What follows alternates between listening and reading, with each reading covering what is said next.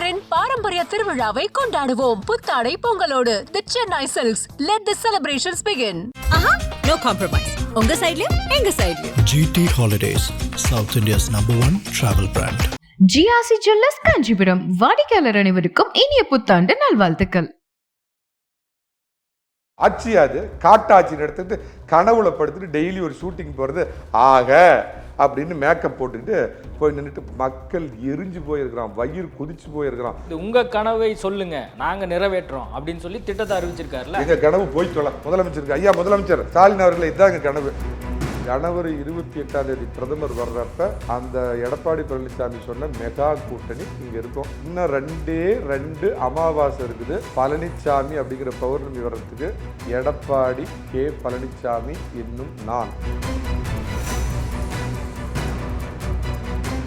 IBC Tamil நேயர்களுக்கு வணக்கம். இன்றைய சிறப்பு நேர்காணலில் நம்மோடு இணைந்திருக்கிறார் வழக்கறிஞர் சேலம் மணிகண்டன் அவர்கள். வணக்கம்.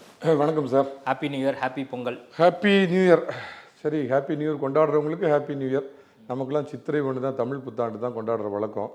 எல்லாத்துக்கும் சங்கராந்தி பொங்கல் நல்வாழ்த்துக்கள். அதிமுகவை பொறுத்த வரைக்கும் மேலும் வலுவடையும் விதமாக கூட்டணியில் பாமக வந்திருக்கு. தமிழ்நாட்டு அரசியலில் முக்கியத்துவம் வாய்ந்த ஒரு நிகழ்வை பார்க்கப்படுது. காரணம் என்னென்னா, பாமக எப்போ வருவாங்க அப்படின்னு சொல்லி எல்லாரும் எதிர்பார்த்துட்டு இருந்தாங்க. இப்போது அன்புமணி தரப்பு பாமக தான் வந்திருக்கு. அது போதுமான ஒரு கூட்டணிக்கு வலுவை சேர்க்குமா அப்படிங்கிற ஒரு கேள்வி எழுந்திருக்கு. என்னன்னு கிள்ளி பார்த்துக்கிறேன். யார் சங்கர் சர்மாவை கேள்வி கேட்குறது? இதே போன நேர்காணல் வரைக்கும் என்ன மட்டும் இல்லை, அதிமுக சார்பாக பேச வர எல்லாத்துட்டையும் நீங்கள் கேட்டது என்ன சார், கூட்டணி சேர்ந்துட்டீங்க, கடை விரிச்சார் கொள்வார் இல்லை, 6 மாதம் ஆச்சு, பிஜேபிங்கிற சுமையை தவிர உங்களுக்கு வேறு யாருமே கூட்டணி சேரல, எடப்பாடி பழனிசாமி வேறு பலமான மெகா வெற்றி கூட்டணி அமைப்புன்னு சொன்னார், ஒன்றுமே காணலையே சார், இப்படிலாம் பார்த்துட்டு இருக்கிறாரு சார் அப்படின்லாம் கேட்ட சங்கர் சர்மா, அதுலேயும் பாருங்கள் உயுக்தியாக இப்போ என்ன கேட்குறாரு, அன்புமணி தரப்பு அதுதாங்க ரியல் பாமக, இன்னொரு பாமக ரிட்டையர் பாமக, ரிட்டையர்டான கர்னலோடைய பாமக திரு ராமதாஸ் ஐயா அவர்கள் தலைமையில் இருக்கிற பாமக, ஒரிஜினல் பாமக இன்னைக்கு அதிமுக தேசிய ஜனநாயக கூட்டணி திரு எடப்பாடி பழனிசாமி தலைமையில் இன்னைக்கு சேர்ந்துருக்குது.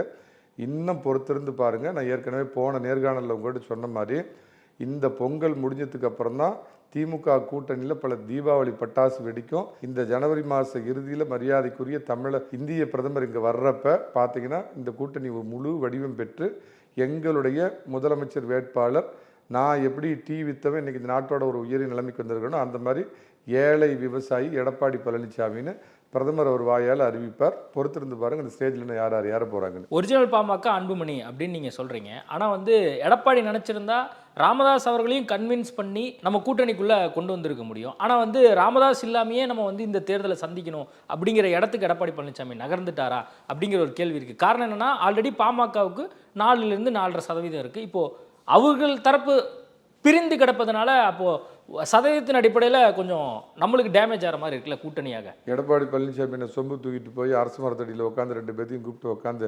செல்லாது அப்படின்னு பஞ்சாயத்து பேசி 2 பேர்த்தையும் சேர்த்து சொல்கிறீங்களா?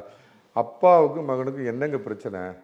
திரு டாக்டர் ஐயா பெரியவர் இத்தனை நாளாக இப்போ 6 மாதமாக தான் வளர்த்த சமுதாயத்துக்கு எதிராகவும் தான் வளர்த்தின கட்சிக்கு எதிராகவும் தன்னோட பெற்றெடுத்த மகனுக்கு எதிராகவும் கம்பு சுற்றிட்டு இருக்கிறார். அதன் நோக்கம் என்ன?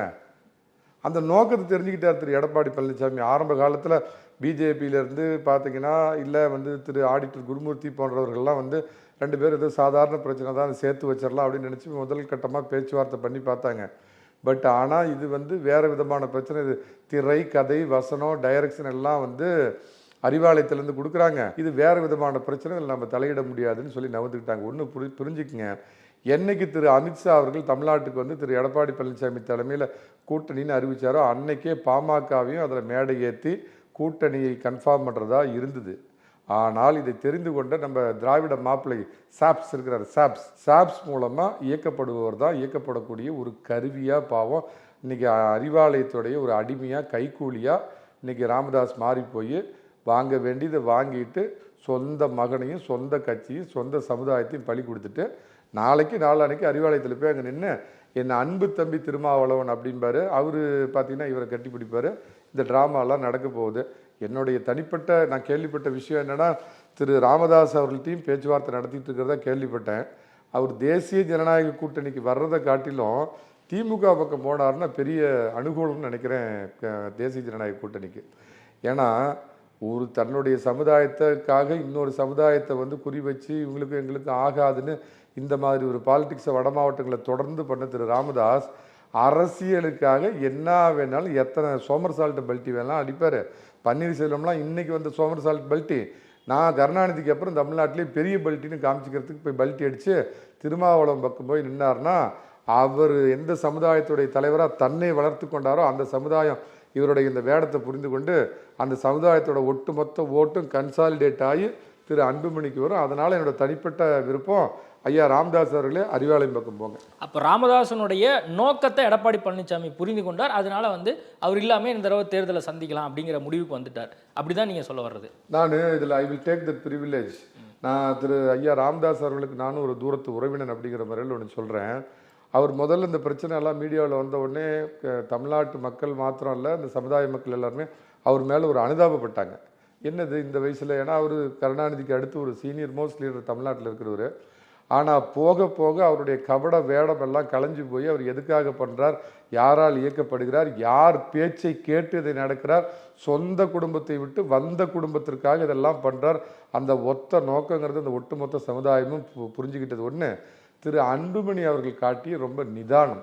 எந்த விதத்துலையும் அவரை பற்றி அது குறைச்சி பேசாமல், அவரை பற்றி அவதூறு பேசாமல், அவர் காமிச்ச நிதானத்தையும் புரிஞ்சுக்கிட்ட தமிழக மக்களும் அவர் சார்ந்த சமுதாய மக்களும் இல்லை, இவர் ஆட்டுவித்தால் யார் ஒருவர் ஆடாதாரோ கண்ணான், இது அறிவாலயத்தால் ஆட்டுவிக்கப்படுகின்ற இன்னொரு அம்மையாரால் ஆட்டுவிக்கப்படுகின்ற பொம்மை அப்படிங்கிறத புரிஞ்சுக்கிட்டதுனால இதை திரு எடப்பாடி பழனிசாமி தெரிஞ்சுக்கிட்டதுனால அவர்கிட்ட எந்த முயற்சியும் எடுக்கல. ராமதாஸ் அவர்கள் அதிமுக ஓட அன்புமணி அந்த கூட்டணி வச்சிருக்கிறது செல்லாது அப்படின்னு அவர் அறிவிக்கிறாரு.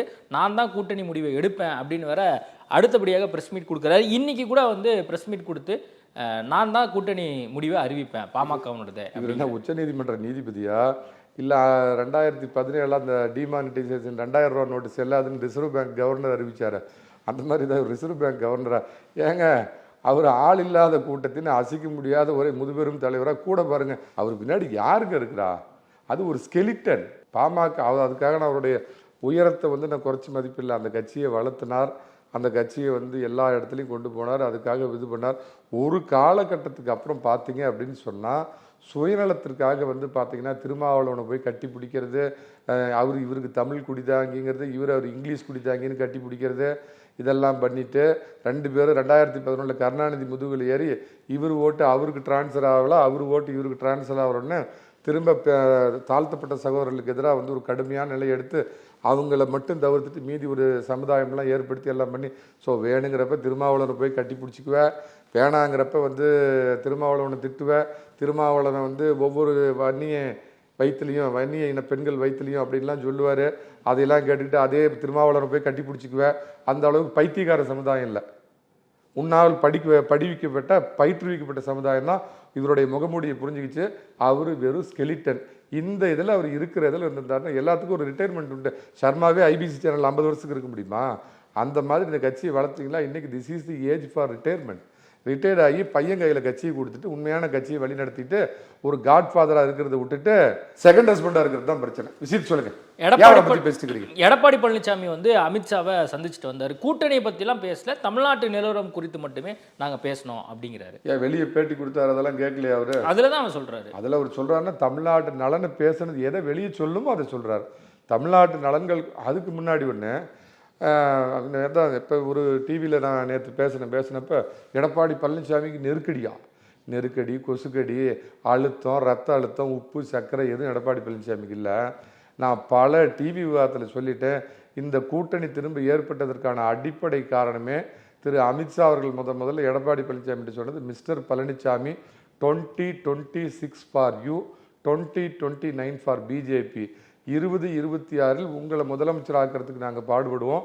2029 மரியாதைக்குரிய திரு மோடி அவர்கள் 4வது முறை பிரதமர் ஆகிறதுக்கு நீங்கள் உதவி புரியணும் அப்படிங்கிற அடிப்படையில் ஏற்பட்ட அடிஸ்தானமே இதுதான். அப்படிங்கிறப்ப அவங்க நெருக்கடியும் கொடுக்க மாட்டாங்க, அழுத்தமும் கொடுக்க மாட்டாங்க, அப்படியே இந்த ப்ரெஷரும் கொடுக்க மாட்டாங்க. அவங்களுடைய உயரம் அறிந்து அவங்க கேட்பாங்க. என்னுடைய ஒரு அனுபவம் நெருக்கடி அப்படின்லாம் ஏன் வந்து சொல்லப்படுதுன்னா, இப்போ காங்கிரஸ் கட்சியை சேர்ந்த கார்த்திக் சிதம்பரம் என்ன சொல்கிறாருன்னா, அதிமுக மிகப்பெரிய கட்சி தான், ஆனால் வந்து அதனுடைய தனித்துவத்தை இழந்துட்டு இருக்கு அண்மை காலமாக. பாஜக என்ன சொல்லுதோ அதைத்தான் வந்து எடப்பாடி பழனிசாமி கேட்குறாரு அப்படிங்கிறத கார்த்திக் சிதம்பரம் சொல்கிறாரு. கார்த்திக் சிதம்பரம் ஒரு நாகரிகமான மனிதர். அடுத்த வீட்டை எட்டி பார்த்து இவர் சொல்கிறார் இவர் கட்சியில் நாற்ற நாறிட்டு கிடக்குது, அதை ஒன்று விட்டுருங்க. சர்மாட்ட கேட்குறேன், அதிமுக என்ன அடிமை வேலை பார்க்குது? எடப்பாடி பழனிசாமி 2019 கூட்டணி, 2021 பாஜகவோட கூட்டணி அள்ளி கொடுத்தாரா? கிள்ளி கொடுத்தார். பாஜகவோட இதுக்கு அவர் எந்த விதத்துலையும் அடிபணியில். திரு தினகரனை அப்போ சேர்த்துக்கலாம் அப்படின்னு எங்கள் டெல்லி பாஷா பாய் அமித்ஷா சொல்லி கூட இல்லைங்க அவர் சரிப்படாதுன்னு இன்றைக்கி அவர் ஒதுக்கி வச்சார். இதில் எங்கேயாவது எடப்பாடி பழனிசாமி வளைஞ்சு கொடுத்தாரா, இல்லை இசைஞ்சு கொடுத்தாரா, இல்லை குமிஞ்சாரா, கும்பிடு போட்டாரா? இது சொல்லுங்கள். 2024 சில கசப்பு வேறுபாடுகள் வந்தவுடனே உங்கள் கூட்டணியே வேணாம் அப்போ நீங்கள் சொல்லலாம். முதலமைச்சராக இருந்தாருங்க, ஆட்சியில் இருந்தாருங்க, அதனால் பயப்பில்லைங்கன்னு. 2024 வெறும் எதிர்க்கட்சி தலைவர் தான், கூட்டணியே வேண்டாம் போ அப்படின்னாரு. சரி, சமீபத்தில் வரேன் 6 மாதத்துக்கு முன்னாடி கூட்டணி வைக்கிறதுக்கு எங்கள் டெல்லி பாஷா பாய் தான் இங்கே வந்தார். ப்ரெஸ் மீட்டு காலையில் 10 மணிக்கு, 11 மணிக்கு, 12 மணிக்கு, 1 மணிக்கு, 4 மணிக்குன்னு தள்ளி போனதுக்கு காரணம் என்ன? இதுதான் எடப்பாடி பழனிசாமியோட ஆளுமை. நான் சொல்கிற மாதிரி யார் என்று தெரிகிறதா, எடப்பாடி பழனிசாமி தீ என்று புரிகிறதா? அதாவது இதுக்கு குடும்பத்துக்கும் கட்சிக்கும் கஷ்டம் வந்தோடனே இந்த பிடிச்சிக்குங்க 112 சீட்னு இந்திரா காந்தி கிட்ட கருணாநிதி விட்டு கொடுத்தாரு. அந்த மாதிரி கட்சியை விட்டு கொடுத்தவர் இல்லை. அறிவாலயத்தில் வந்து சிபிஐ ரெய்டு விட்டு தயாளம்மா மேலே ரெய்டு நடத்தி மேல் ஃப்ளோரில் கூட்டணி பேசி நெருக்கடி கொடுத்து கத்தியை காமிச்சு எதெல்லாம் காமிச்சு 63 சீட்டு கொடுக்குன காங்கிரஸ் மாதிரி பிஜேபி நடந்துக்கல. அவங்கள கண்டு பயந்து 5 நடுங்கின அன்றைய அகாய வீரர் கருணாநிதி மாதிரி இல்லை பழனிசாமி, கீழேருந்து வந்து உண்மையான வீரர். அப்படி இருக்கிறவர் தொகுதி பங்கீடு குறித்து நாங்கள் பாமகட்ட பேசிட்டோம், எத்தனை சீட்டுன்னு நாங்கள் பேசிட்டோம், அது நாங்கள் இப்போ சொல்ல முடியாது அப்படிங்கிறாரு. இப்பயே வெளிப்படையே சொல்லலாம்ல. உங்களுக்கு என்ன பிரச்சனை? இல்லை உங்களுக்கு என்ன பிரச்சனை? அன்புமணி ஏதாவது இல்லை எங்களுக்கு சொல்லி ஆகணும்னு சொன்னார். 2 பேரும் சேர்ந்து தானே ப்ரெஸ்ஸை வந்து சந்திச்சாங்க. கூட்டணியில் இன்னும் நிறையா பேர்த்து அக்காமடேட் பண்ண வேண்டியது இருக்குது. இல்லை, ஓபிஎஸ் சசிகலாவை நான் அக்காமடேட் பண்ண மாட்டேன், நான் டிடிவி தினகரன் குறித்து வந்து சில கட்சிகள் உள்ள வரும் அப்படின்னு சொல்லி அப்படியே கடந்து போறாரு. அப்போ வேற கட்சிகள்னா யாரு அப்படிங்கிறது ஒரு பிரதான கேள்வி இருக்குல்ல. இப்போ கடந்த முறை வந்து புதிய தமிழம் நம்ம கூட்டணியில் இருந்தாங்க, அவங்க இப்போ இருக்காங்களா இல்லையா அப்படிங்கிறது தெரியல. அவங்க ஆட்சி அதிகாரத்தில் பங்கு அப்படிங்கிறாங்க. இன்னைக்கு தேமுதிக வந்து தங்களுடைய கூட்டணி அறிவிப்பை நாங்கள் வெளியிடுவோம் அப்படின்னு சொல்றாங்க. அப்போ இந்த மாதிரியான பல சிக்கல்கள் அதிமுக கூட்டணிக்கு என்டிஏ கூட்டணிக்கு இருக்குல்ல. சிக்கல் விக்கல் ஒன்றும் இல்லைன்னு நான் கூட சொல்லிட்டேன். நேற்று வரைக்கும் பிஜேபிங்கிற சுமையை தவிர உங்களோட கூட்டணியில் யாரும் இல்லை. நீங்கள் இன்னைக்கு சின்ன டாக்டர் வந்து இங்கே கூட்டணியில் சேர்ந்தோடனே ஒரு பகுதி பாமக அங்கே வந்து சேர்ந்துருக்குதுங்கிறீங்க. அப்புறம் கிருஷ்ணசாமி இன்னும் கூட்டணி உறுதிப்படுத்தலாம். கிருஷ்ணசாமி காலகாலமாக திமுகவை ஏற்று போராடுறவர், அவர் சொல்ல போனால் ஒரு மாதிரி இந்துத்துவா கொள்கையை ஏற்றுக்கொண்டவர். அவர் இந்த கூட்டணி விட்டு எங்கே போவார்னு எதிர்பார்க்குறீங்க? அவர் இங்கே தான் வருவார். மரியாதைக்குரிய வேந்தரையா இங்கே தான் வருவார். கண்ணியத்துக்குரிய வாசன் இங்கே தான் வருவார். ஜனவரி 28 பிரதமர் வர்றப்ப அந்த எடப்பாடி பழனிசாமி சொன்ன மெகா கூட்டணி இங்கே இருக்கும். அதில் சில பேர் சொல்கிறாங்க, எனக்கு நம்பிக்கை இல்லை, பனையூர் பங்கு தந்தை பனையூர் பண்ணையார்ட்டையும் பேசிகிட்டு இருக்கிறதா கேள்விப்பட்டேன். ஆனால் பனையூர் பங்கு தந்தை வரமாட்டார், அவர் வர வேண்டாம். எப்படி ராமதாஸ் ஒரு அனுகூல சத்துருவோ அந்த மாதிரி பனையூர் பங்களாவாசி பனையூர் பங்கு தந்தை தனியாக நிற்கிறது தான் தேசிய ஜனநாயக கூட்டணிக்கு நல்லது. இன்னைக்கு லெவலில் அதிமுக, பாஜக, ஒரிஜினல் ரியல் பாமக, மீதி கட்சிகள்லாம் இன்னும் நான் சேர்த்தலை. தேமுதிக இன்னைக்கு அந்நியார் வேறு எங்கே போவாங்க? திரு விஜயகாந்த் தமிழக மக்கள் மனதில் இன்னும் வாழ்ந்து கொண்டிருக்கின்ற, இன்னும் 100 ஆண்டுகள் வாழக்கூடிய விஜயகாந்த் அவர்கள் தன்னுடைய வாழ்நாளில் உயிரே போனாலும் தான் கஷ்டப்பட்டு வேர்வை சிந்தி கட்டின மண்டபத்தை இடித்த திமுகவோட ஒரு கூட்டணி வச்சதில்லை. பாஜகவோட கூட்டணி வச்சிருக்கிறார். 2011 அம்மாவோட ஒரு கூட்டணி வச்சிருக்கிறார். அவர் வாழ்ந்த காலத்தில் திமுக பக்கம் திரும்பி கூட பார்த்ததில்லை. அப்போ அதற்கு ஒரு எதிர்நிலைப்பாடு அந்நியார் எடுக்க போகிறாங்க. நிச்சயமாக அவங்களும் இந்த கூட்டணிக்கு தான் வருவாங்க. அடுத்த இன்டர்வியூவில் கூப்பிட்டு, சார் ஏதோ விஜயகாந்த் கட்சி வந்துருச்சு, ஆனால் அதுக்கு வந்து போன தேர்தலில் 1% ஓட்டு தானே சார் இருக்குதுங்க. அதுக்கும் கருமம் இப்பயே சேர்த்து பதில் சொல்லி போடுறேன். 10 கோடி கம்யூனிஸ்ட்டுக்கும் 15 கோடி தகர டப்பாவுக்கும் எவ்வளோ இருக்குது? 2 சேர்த்துனா 1% தான் இருக்குது. ஒரு பெர்செப்ஷன். இந்த பக்கம் நேற்று வரைக்கும் ஓட்டினீங்க, கூட்டணி ஜெல் ஆகல, கோல்கேட் ஆகல, ஃபெவிகால் போட்டு ஒட்டலை, அப்புறம் டேக் ஆஃப் ஆகலை. நம்ம மணி சார் தான் சொல்லுவார், டேக் ஆஃப் ஆகல, ஜெல் ஆகல. டேக் ஆஃப் ஆகிடுச்சு, ரன்வேல போயிட்டு இருக்குது, பறக்க போகுது. இன்னும் 2 அமாவாசை இருக்குது பழனிசாமி அப்படிங்கிற பௌர்ணமி வர்றதுக்கு. எடப்பாடி கே பழனிசாமி என்னும் நான் அப்படின்னு கவர்னர் மாளிகையில் அந்த குரல் வந்து நல்லா காது குளிர நீங்களாம் கேட்கறதுக்கு இன்னும் 2 அமாவாசை இருக்குது, பொறுத்துக்குங்க. டிடிவி தினகரன் அப்போ சேற்றுக்கொள்வதற்கு அப்போ எடப்பாடி பழனிசாமி தயாராயிட்டாரா? அவர் இன்னைக்கு தயார் இல்லைங்க. ஒரு 6 மாதத்துக்கு முன்னாடி தந்தி டிவியில் கொடுத்த பேட்டியிலேயே அவர் என்ன சொன்னார்னா, பன்னீர்செல்வம் பண்ண துரோகத்தை வந்து அவர் மனசுக்குள்ளே சொல்லாம, அதாவது திரு அமித்ஷா அவர்களிடம் நேற்று இது விளக்கினார் நான் கேள்விப்பட்ட வரைக்கும். அதாவது தினகரனாவது எங்கள் கட்சியில் கருத்து வேறுபாடு ஏற்பட்டு பன்னீர்செல்வத்தாலும் என்னாலும் நீக்கப்பட்டதுக்கு அப்புறம் அவர் தனியாக போயிட்டார். ஆனால் இந்த கட்சிக்குள்ளே இருந்துக்கிட்டு கட்சி அலுவலகத்தை அடித்து உடச்சி அம்மாவுக்கு அந்த சேரை நொறுக்கி பண்ணாத அட்டுழிய குண்டர்களை வச்சு சின்னத்தை 2 முறை முடக்கி ஃபுட் கோர்ட்டு, கீழ் கோர்ட்டு, மேல் கோர்ட்டு, டென்னிஸ் கோர்ட்டு, ஐ கோர்ட்டு, ஐநா கோர்ட்டு, இத்தனை கோர்ட்லேயும் கேஸை போட்டு இந்த கட்சியை செதுக்கிறதுக்கு கடைசியாக பண்ண உச்சபட்ச துரோகம் புதரில் போய் மறைஞ்சிருந்து குல துரோகி அதிமுகவின் குல துரோகி போய் ஸ்டாலினை போய் பார்த்துட்டு அரசியலில் நிரந்தர நண்பனும் இல்லை பகைவனும் இல்லை அப்படின்லாம் கொடுத்து இவரை ஒருபோதும் சேர்த்துக்க நான் ஒத்துக்கிட்டா கூட கழக தொண்டர்கள் ஏற்றுக்க மாட்டாங்க. அதனால் ஒரே ஒரு வழி அவருக்கு என்ன இருக்குதுன்னு நான் என்ன ஒரு மறு வச்சுக்க சொல்லுங்கள். இந்த பழைய காலத்து படத்தெல்லாம் வந்து மறு வச்சுக்கிட்டா தெரியாது அடா நீ அப்படிம்பாங்களே அந்த மாதிரி ஒரு மறு வச்சுட்டு பன்னீர்செல்வங்கிற பேரை பழைய ஒரு ஒரிஜினல் பேர் பேச்சு முத்துன்னு வச்சுக்க சொல்லுங்கள். ஒருவேளை பேர் சேர்த்து வரான்னு பார்க்குறேன். சசிகலாவுக்கு என்ன நிலைமை? சசிகலாவுக்கும் அதே நிலைப்பாட்டில் அவர் சொல்கிறாரு. ஓபிஎஸ் சசிகலாவை இணைப்பதற்கு வாய்ப்பு இல்லை, அது முடிஞ்சு போச்சுங்க அப்படிங்கிறாரு. ஓபிஎஸ்க்கு இந்த நிலைப்பாடு, சசிகலா விவகாரத்தில் என்ன நிலைப்பாடு வச்சிருக்காரு? ஏப்ரல் முதல் வாரத்திலேயே தேர்தல் தமிழகத்தில்னு கேள்விப்பட்டேன். சினிமாவை வந்து காலையில் எந்திரிச்சு பயபக்தியோடு வந்து சாமியெல்லாம் கும்பிட்டுட்டு அவங்கள வாழ வச்ச புரட்சி தலைவியை நல்லபடியாக கும்பிட்டுட்டு அந்த காரில் ஒழுக்கமாக கொடியை கழட்டிவிட்டு வந்து வாக்குச்சாவடியில் கியூவில் நின்று முதல்ல இருந்தால் தனியாக போகலாம், இப்போலாம் கியூவில் தான் நிற்க விடுவாங்க.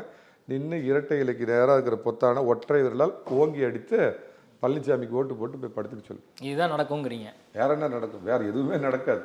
அவங்க ஒரு ராஜமாதாவாக இருந்துக்கணும். தேர்தலில் போட்டி போட முடியாது. அவங்க சிறை மீண்டவங்க. அவங்க வந்து இனிமேல் அதாவதுங்க பழைய நினைப்படா பேராண்டின்னு எத்தனை காலத்தில் வாழ முடியும்?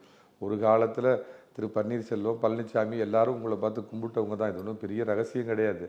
அரசியல் என்பது கால மாற்றத்துக்கு உட்பட்டதுங்கிறத புரிஞ்சுக்கணும், யதார்த்தத்தை புரிஞ்சுக்கணும். புரிஞ்சுக்கிட்டு ஒரு சாதாரண வீடியோ கடை வச்சுருந்த நாம் இன்றைக்கி இவ்வளோ பெரிய இடத்துல இருக்கிறோம்னா இது அம்மா கொடுத்தது, அதிமுகங்கிற கட்சி கொடுத்தது. அந்த கட்சி நமக்கு பிடிக்காதவங்க கையில் இன்றைக்கி போயிருக்கலாம். ஆனால் இது அம்மாவுடைய கட்சிங்கிற நன்றி விசுவாசத்தோட கூட இருக்கிற எல்லாம் சொல்லலாம், கூட இருக்கிற குடும்பத்துக்காரங்க எல்லாம் 50 பேரையும் சேர்த்து அதிமுக இரட்டை இலை பொத்தான ஓங்கி அழுத்தி ஒற்றையவர்களால் புரட்சி பண்ண சொல்லு. அண்மையில் சர்வே ஒன்று வெளியிடப்பட்டிருந்தது. அந்த சர்வேல மீண்டும் திமுக ஆட்சி தான் அப்படின்னு சொல்லப்பட்டிருக்கு. சொல்றப்பே அப்படி முகத்தை பாருங்க, அப்படி தகதகன்னு சூரியன் மாதிரி இருக்கிற அந்த விஷயத்தை தான் நம்ம சொல்றோம். எந்த சர்வே எதில் வந்தது சர்மா? எதில் வந்தது சொல்லுங்க? யார்? இந்த லயோலா பாய்ஸா? திமுக சொம்பு தூக்கி பசங்க. ஐடிபிஎஸ் திருநாவுக்கரசு அவர் அண்ணாமலை சொம்பு தூக்கியா? அவர் அண்ணாமலை வந்து அகில உலக ஜனாதிபதி ஆகுவார். அதாவது ஒரு பொறுப்பான ஒரு மீடியாவில் வந்து யாராவது எடுத்தா ஒன்று சொல்லுங்க. ஏன் சாணக்கியாவில் ரங்கராஜ் பாண்டே இதே 4 மாதத்துக்கு முன்னாடி எடுத்தார், சர்மாவுக்கு கண்ணில் படலையா? அதிமுக முதல்ல 5 அட்வான்டேஜ் டிஎம்கே தான் அவர் சொன்னார். அவரோட எடுத்த சர்வேவில் என்ன வருது? சர்வேவில் என்ன வந்துச்சு? அதிமுக முன்னிலை அப்படின்னு சொன்னார்.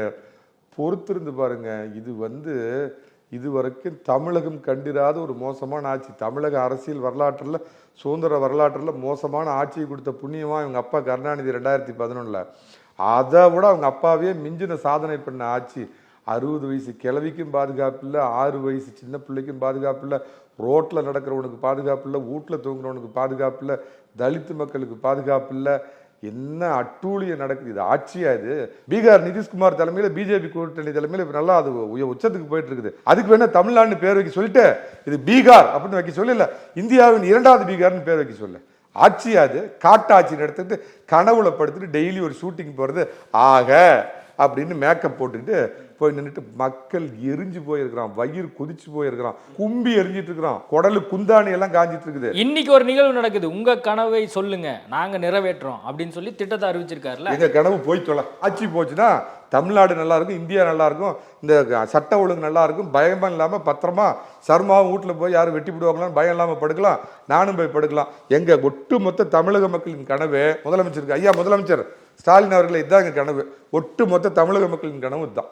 இறுதியா ஒரே ஒரு கேள்வி, ஜனநாயகன் பராசக்தி இந்த படம் தொடர்பா வந்து பல்வேறு சர்ச்சைகள் போயிட்டு இருக்கு, இதை பத்தி நீங்க என்ன நினைக்கிறீங்க? ஆமா, ரொம்ப தமிழ்நாட்டுக்கு தேவையானது.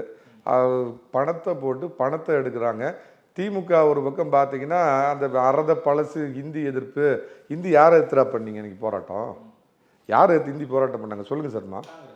அந்த காங்கிரஸ் கூட வச்சுட்டு மானங்கட்ட காங்கிரஸ்காரங்களை கேள்வி கேட்க சொல்லு. இந்த படத்தை பார்த்துட்டு நம்ம கார்த்தி சிதம்பரம், நம்ம அக்கா கரூர் எம்பி, அவருக்கு மொழி மாற்றம் பண்ண சொல்லுங்க. மேலிட பார்வையாளர் ஒருத்தர் இருப்பார், அவருக்கு அவங்களாம் போய் பார்த்துட்டு இந்த படம் யார் எடுத்து விட்டுருக்குறாங்க, பிஜேபி எடுத்து விட்டுருக்குறாங்களா இல்லை அவங்க காங்கிரஸை காய்ச்சி கழுவி கேவலமாக ஊற்றிருக்கிறாங்களான்னு போய் அவங்கள பார்க்க சொல்லுங்கள்.